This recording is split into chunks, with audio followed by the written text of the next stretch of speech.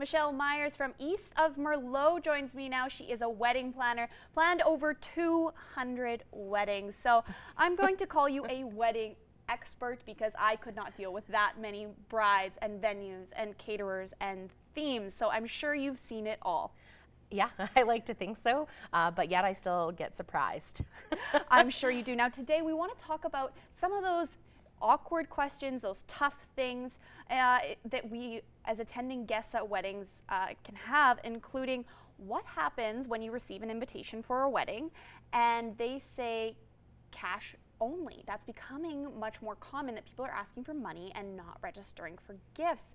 And I've heard particularly older people take offense of that. They do. I would suggest to any bride or groom that I had that they do register somewhere for a few things. You don't have to have an extensive registry of a ridiculous amount of things, but you have to give people that option. Some people just really enjoy giving a gift instead of cash, and I can understand that, absolutely. The other thing is that you can't force someone to give you a gift, right? When they attend your wedding, that is their gift to you, technically in tradition. So you can't even expect one, even though they've attended, and that's seems to be the case of what people do. So asking for cash is a little bit harsh. As an attendee, how do you respond to that? Well, you can give it or not, or you can show up with a gift and just ignore. Unfortunately, some couples do it. I don't. I would never recommend it, though. Yeah. Is there a tactful way to put that on an invitation? To ask for money? I mean, you could always do it if you're looking through something. Like one of the trends that's going right now is actually saying you want cash, but they can spend it for you. So for example, if your honeymoon trip is all these things, you can put things that you want to do, like little trips within your honeymoon or a night out together, and people can go and pay for that. So there are other options if people want to give it as more of a gift, and you can kind of write that a little bit more kindly that, hey, help us celebrate on our honeymoon, pay for this, and then gives them the option. And now what is an appropriate amount to give for a gift?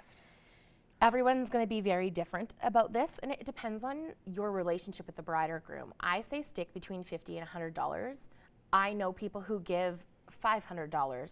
I know people who give $20, and it's going to be dependent on what you're able to give as well, and I think that people have to be respectful of that. Not everybody has a few $100s to blow on wedding gifts. We already have traveled and bought a dress and all those kind of things. So, and now one more thing that is a little bit tricky is what if somebody's requesting no children at their wedding? It definitely is a thing, and you have to be all in or all out. You can't say certain children are allowed, maybe the children that you have a better relationship with. If it's no children, it's no children, and you have to stick with that. And it's okay to put that on an invitation. I would be very direct about it, or that's the suggestion. However, you can't stop people at the door if they decide to show up with their kids. You won't be there. You're the bride and groom, or the groom and groom, or the bride and bride, and you have to be off doing other things. So. They may show up, but yeah, it's certainly okay to put that on an invitation. You just may have a lower attendance if people feel like they'd like to have their children there.